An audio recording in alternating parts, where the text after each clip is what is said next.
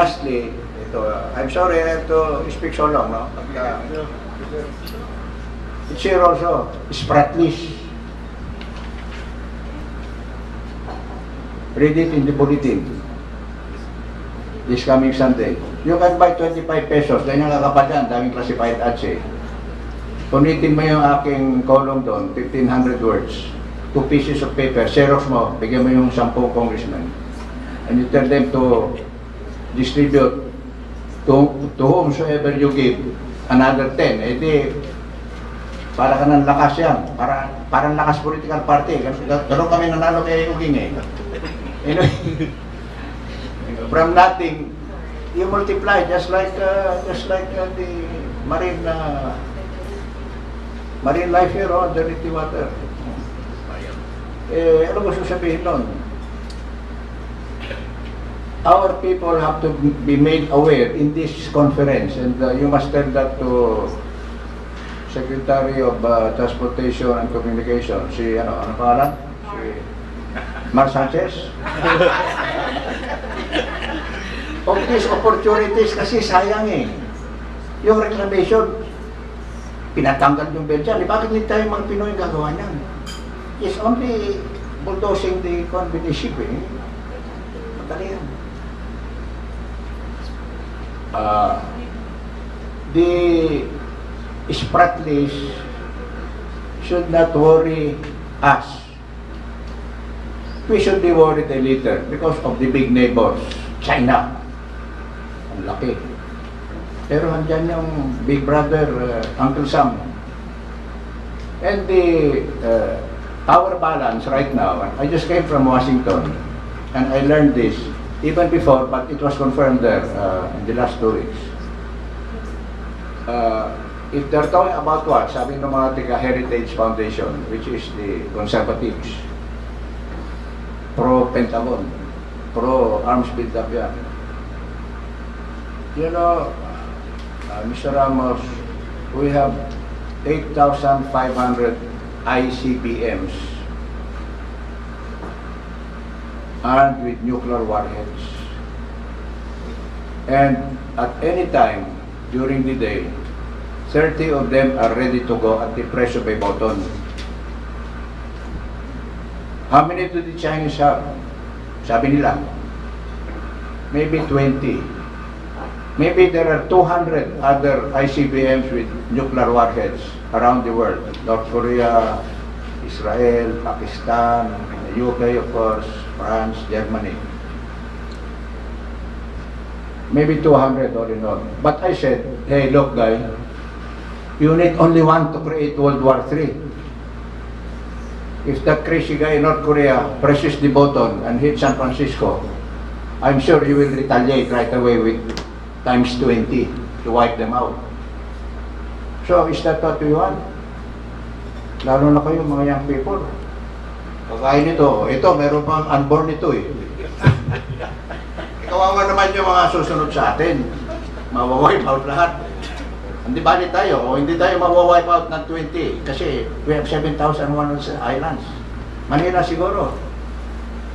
Pero I'll be safe in Pangasinan. Where I am. Ganun yan eh. So, ang sabi nga nung mga tiga Washington DC, I don't think anybody wants World War III or what they call the MAD, M-A-D, Mutually Assured Destruction. All the major centers of the world will be wiped out if that happens. So, what's our role as Filipinos? Well, you have Big Brother China here, we have Big Brother US here, and they're building a big battle carrier anchorage in Guam. I put it there in the article. I was there in Guam 2 years ago. I saw it. They're spending $5 billion to $15 billion US dollars in 5 years, so that they are forward to Honolulu. Saan malayo yun? Because the enemy now is international terrorism. Afghanistan, Pakistan, Iraq, stateless but violent. They can use their cell phones just like you do to call people together to do this, to do that. They're very sophisticated and they're well funded. Mabuti lang, namatay si Gaddafi kahapon. But he was one of the other funders. So what's the point? Well, as sabi ko, if you're looking at the map of the Asia Pacific, and if you include Guam, we're right in the center.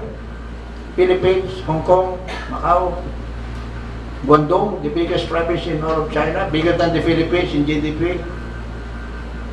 Fujian, andi dyan yung Amoy, yung Xiamen, kung saan nanggaling lahat ito mga Filipino-Chinese. Kasama yan. And then, you know again, Taiwan, part of the cluster. Taiwan at the Vietnam are very friendly now. And then you look again, Okinawa, rapid lang, Japan yan. Then you look down, Marianas, Guam, back to the Philippines. Yan ang Philippine donut na tinatawag ko. So that's the future opportunity. Be the honest broker, be the friendly mediator between ambitious China and powerful US. The US is immersed right now in the domestic problems of recession, jobs, and housing, and also export. But, you know, the power is still there, you know, and it is not just military power, it's also creative power, invention, financial power. Andyan yung IMF, World Bank, ang wala lang dyan yung ADB, nandito yung ADB, atin yun. Sa wakas,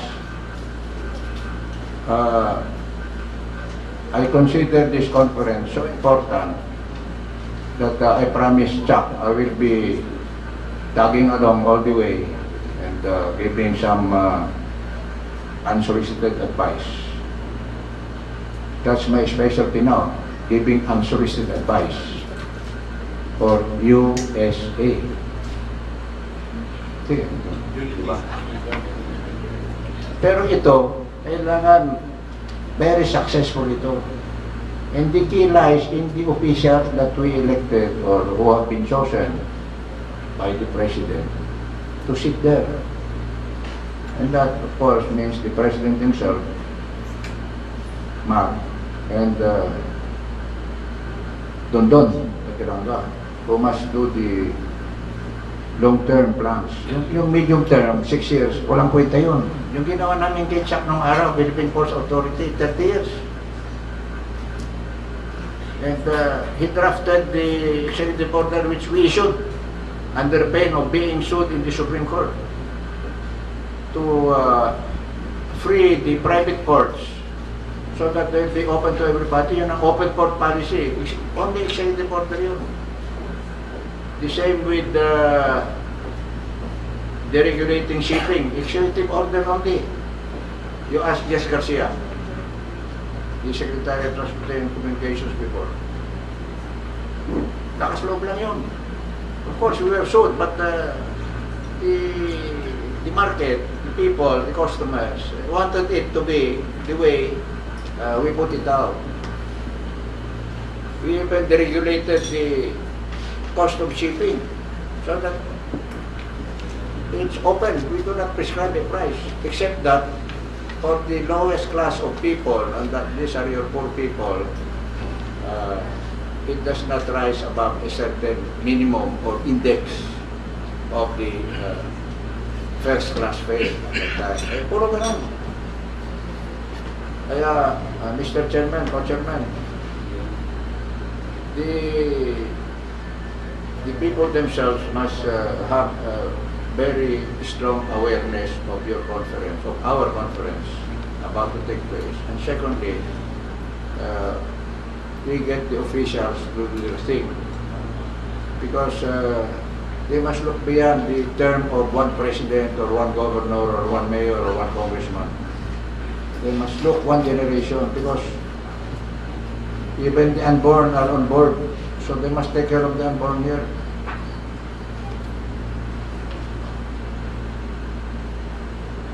Okay. Thank you very much.